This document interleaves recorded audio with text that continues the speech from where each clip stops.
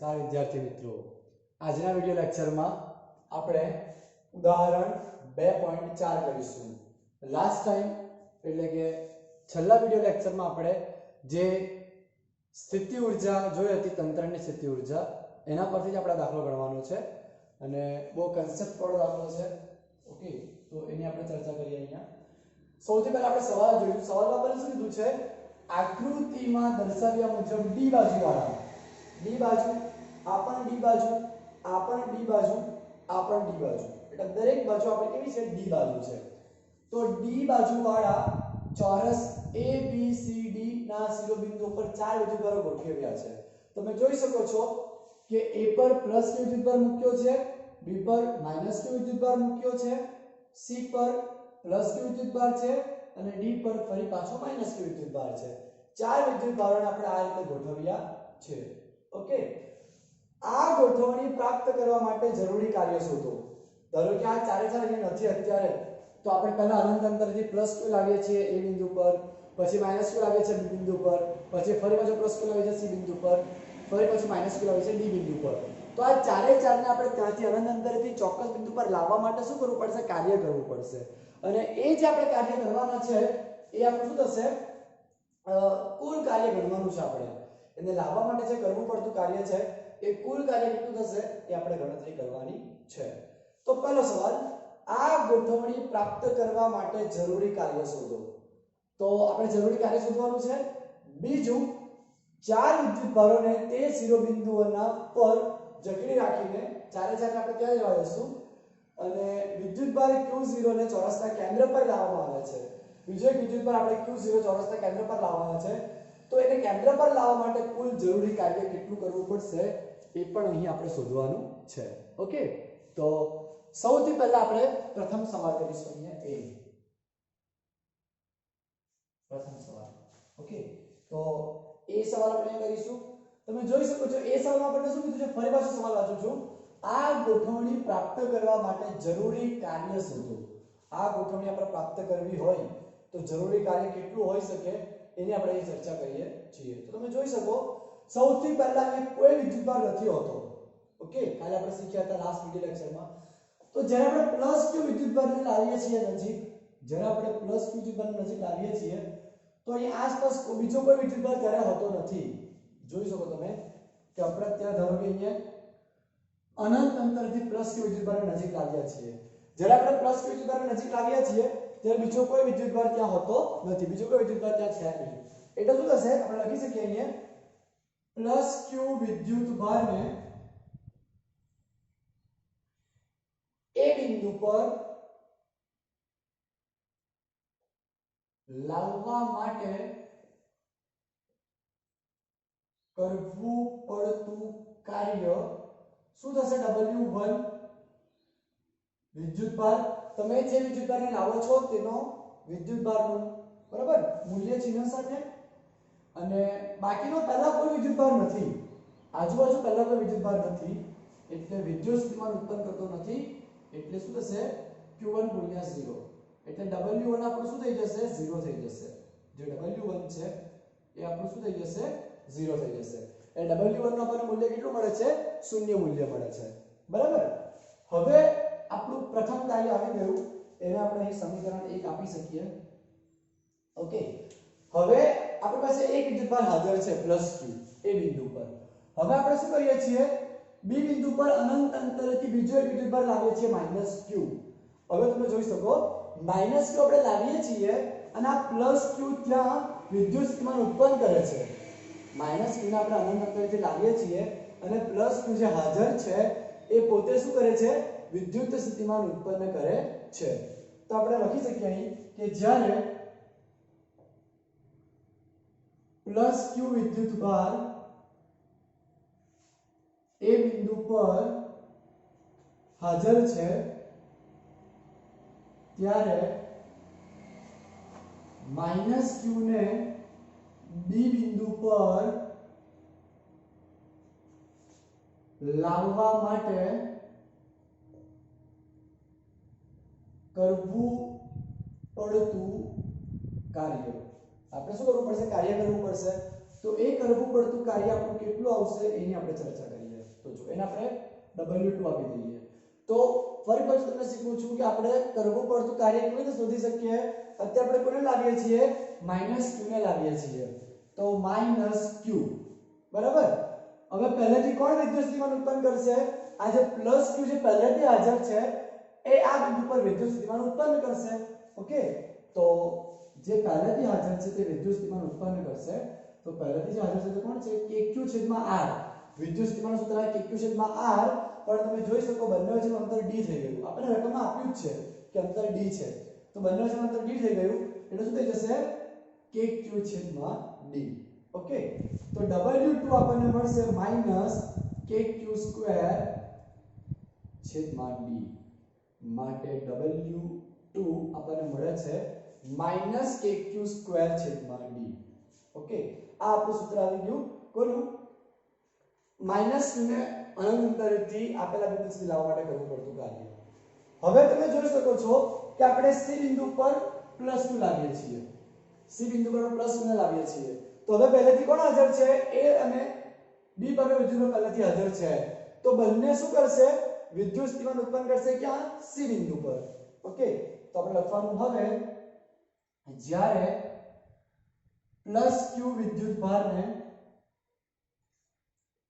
C બિંદુ પર લાવવામાં આવે છે ત્યારે A પરનું +q અને B પરનું -q વિદ્યુત સ્થિતિમાન ઉત્પન્ન કરે છે. A પરનું +q અને B પરનું -q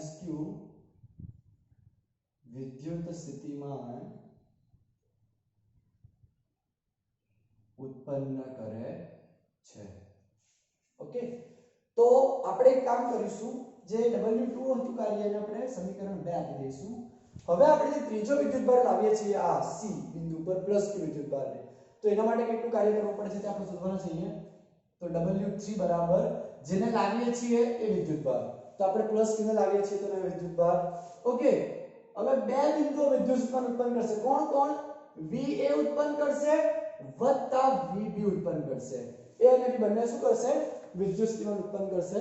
તો એ આપણે એની ચર્ચા કરીશું અહીંયા અને એના વડે સૂત્ર મેળવીશું. તો ધ્યાન આપતા રહેજો.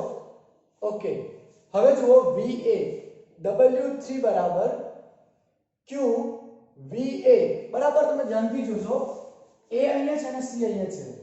અહીંયાથી આટલું અંતર આપણે લેવું પડશે. તો બહુ ઈઝી, પાયથાગોરસ. આ D છે, આ D છે, તો પાયથાગોરસ પ્રમાણે શું આવે, AC² બરાબર AB² વત્તા BC². AC² બરાબર AB² આપણું D², BC² પણ D², D² વત્તા D² 2D² અને વર્ગમૂળ કાઢી દઈએ તો શું થઈ જશે, √2D. √2D થઈ જશે. ઓકે, એનો મતલબ કે +q આ +q પર જે વિદ્યુત સ્થિતિમાન ઉત્પન્ન કરે છે એનું અંતર આપણું કેટલું આવશે, તો એનું અંતર આપણું આ અંતર આપણું થઈ જશે √2D. ઓકે, તો q v એ આપણું શું આવશે કે આ વિદ્યુતભાર પોતે પ્લસ છે, કે q અને અંતર આપણું કેટલું હશે, √2D. ઓકે, આટલું થઈ ગયું. વત્તા VP, તો એનું હવે આ અહીંયા લગાડશે, આ વિદ્યુતભાર અહીંયા વિદ્યુત સ્થિતિમાન ઉત્પન્ન કરે છે તો અંતર કેટલું છે, D છે. તો minus plus into minus minus KQ, એનું અંતર કેટલું છે, D અંતર છે, તો આપણે અહીંયા લઈ લઈશું D. ઓકે, હવે આપણે આગળ કરીએ W3 બરાબર, તમે જોઈ શકો છો અમારી સામાન્ય શું નીકળે છે, KQ/D. KQ/D અહીંયા પણ છે, KQ Q પહેલેથી જ છે એટલે Q², KQ/D કોમન, Q પહેલેથી એટલે Q² થઈ ગયો.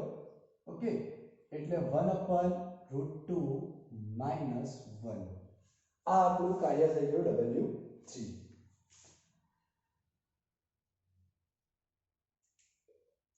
આ આપણું ત્રીજું કાર્ય થઈ ગયું, એને આપણે સમીકરણ નંબર 3 આપી દઈએ. બરાબર. હવે આપણે ત્રણ બિંદુઓ પાસે ગોઠવાઈ ગયા છે, A B અને C પરના બિંદુઓ પાસે ઓલરેડી ગોઠવાઈ ગયા. હવે આપણે ચોથા વિદ્યુતભારને લાવવાનું છે, કોને, -q ને.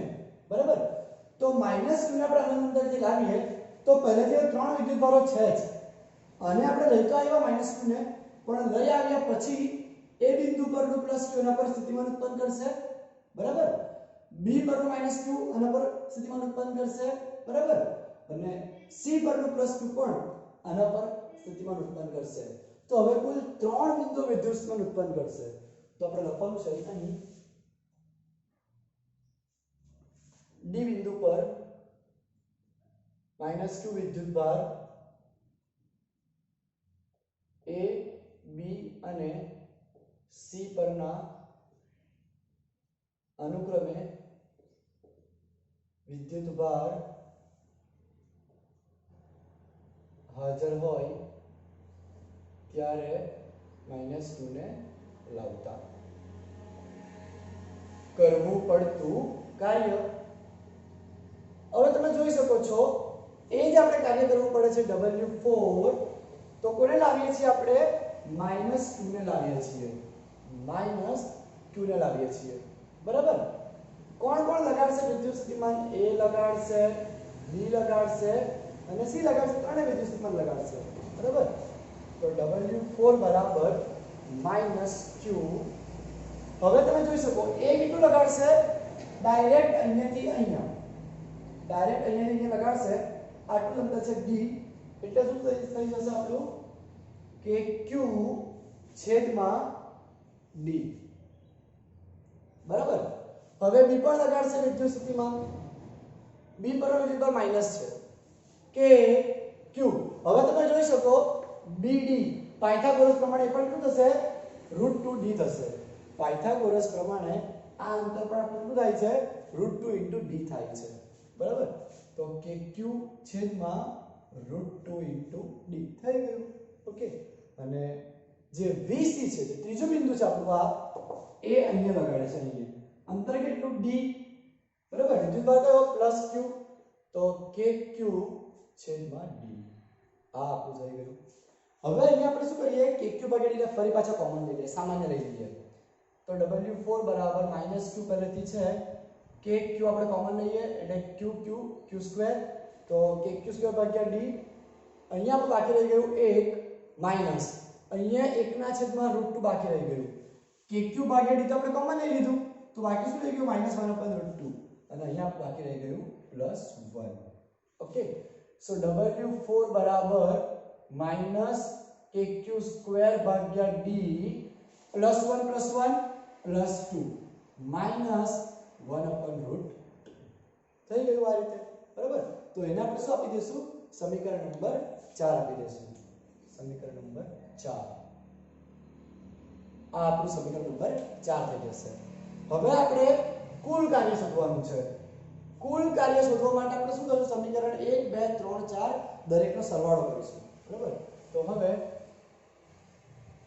કુલ કાર્ય માટે W બરાબર W1 વત્તા W2 વત્તા W3 વત્તા W4 દરેકનો આપણે સરવાળો કરી દીધો બરાબર સો W બરાબર W1 કેટલું આવે છે આપણું 0 W2 કેટલું આવે છે પ્લસ ઓર માઈનસ કે q² ભાગ્યા d W2 કેટલું W2 આપણે લઈ લીધું આવ્યું -kq² ભાગ્યા d W3 કે q² ભાગ્યા d 1/√2 -1 W4 પ્લસ માઈનસ કે q ભાગ્યા d કૌંસમાં 2 -1/√2 દરેક આપણે સરવાળો કરી દીધો બીજો આપણે એક્સ્ટ્રા કંઈ કર્યું નથી